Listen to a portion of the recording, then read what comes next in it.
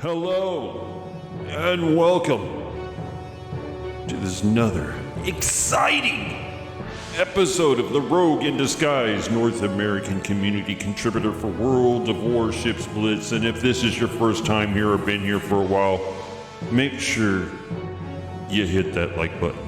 You hit that subscribe and you turn that bell to all to catch all that we do for World of Warships Blitz. Oh, but yes.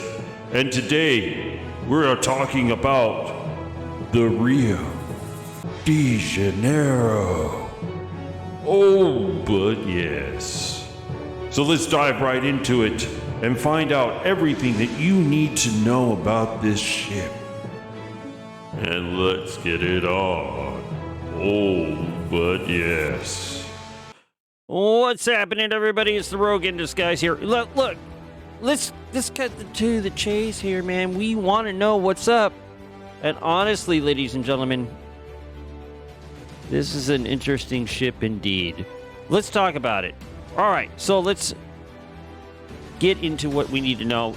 We know we could look at the stats like that, right? But let's talk about the real stats that we want to know about, like the survivability, maneuverability, guns, secondaries, anti-aircraft armament, and concealment. Those are the real numbers, camouflage and details. So we know its max speed on paper here is 21.67 knots. We were able to get it up to 22.5 with some additional equipment. 18.5 seconds is really how long it takes to get to full speed, and honestly that's a little slow in my opinion, but it is a battleship, I understand. As long as it doesn't take as long as like the Sheevlin, which is almost like 23, 24 seconds to get to full speed, I'm going to be relatively okay with it. Main guns, oh my goodness, ladies and gentlemen, they're not the biggest guns, but there are sure a whole lot of them. Let me tell you, a 7x2 facet means 14 guns all the way around this vessel, and that is a lot of a whole lot of 305mm main guns hitting you. Let me tell you, I've seen some damage being whacked out with it, but the 27-second reload time is almost like waiting for a doctor's visit. It's just not fun. But the range is 11 kilometers. I wish it was a little bit more in comparison to other battleships, but it'll do. Is more designed to be a brawler ship than anything, with its HE for the main guns being 963, main battery armor piercing for the main guns 1,120, citadel damage rate of 250%. The secondaries is what we really want to look at because they're in a 20x1 facet, 10 guns on each side, and they're 152 millimeter, and with under a 5-second reload time, which is actually pretty nice. 6.60 kilometer range is really super nice. Secondary battery, high explosive damage is going to be 336. That's all they have is HE. 2% chance of setting a fire, and you will set a fire, especially when you drop secondary overload 1 on it, which increases the speed and firing range by 20% for 15 seconds. And it really, really hits hard and fast. So it's really nice for the secondary guns. Anti-aircraft armament is 45 for large caliber AA damage at 3 kilometers. Surface detection, just under 9.5 kilometers. Not bad at all. Camouflage is actually really decent here. I have to say, they put in main battery firing range to be increased by 4%, which is really super nice. Maximum main battery shell dispersion decreased by 4%, which was super needed. Torpedo damage reduction also increased by 6%, and ship hit point was increased by 4%. But without it, I felt it was a little lackluster there. Again, it's a premium ship with only 2 battle honors. Details, again, secondary overload 1. As far as the upgrades, you have torpedo nets and improved main armor belt. I would go with the improved main armor belt unless you're really looking to get torpedo damage reduction up there. Merited service, nobody uses that, honestly. Unless you're trying to do that thing where you're trying to grind experience. You know what I mean? It's just how it is. Okay, other than that, it's really a brawler ship, and what I really recommend doing it is once you're taking your sweet time getting there, because, like, again, you're only going to crawl at 22 knots. Start firing with your main guns, bowed in until you get closer to your target. Break either starboard or port or right or left and engage the target.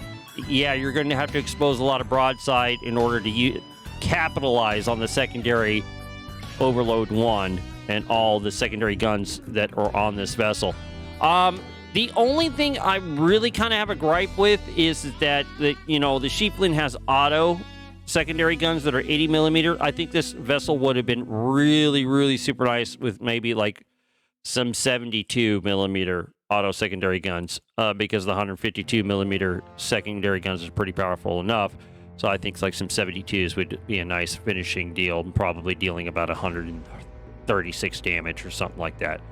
That would be really nice for finishing this ship off. But I mean, the anti-aircraft armament could be a lot better considering the size of the vessel. I think you could probably get away with a 25 damage secondary, small caliber AE damage, 25 and 45, make it incomparable to like the Sheepland at least, or at least the Black Iron Duke, which is a little decent, I believe. Let me verify that real quick.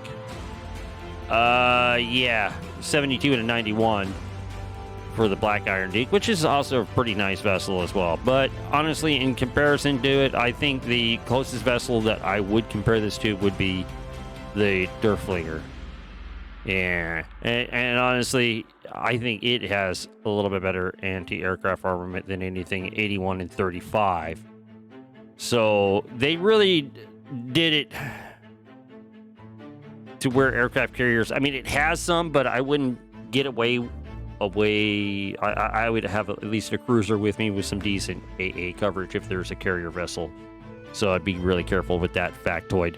Other than that, it's a really fun ship to play. I found kiting with it interesting, especially when ships are chasing you, because you have the 3 to 4 guns facing backwards automatically.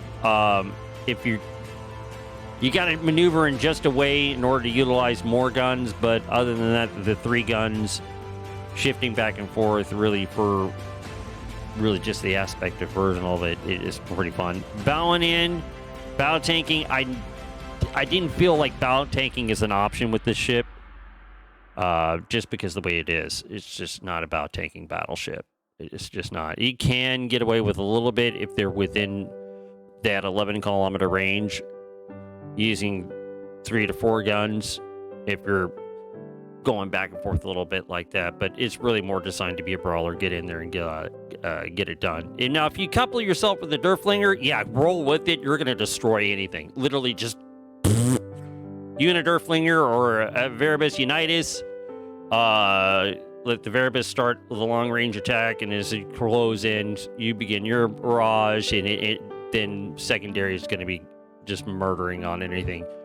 If anything, it'd probably be like the best ship to be coupled with in tier 5.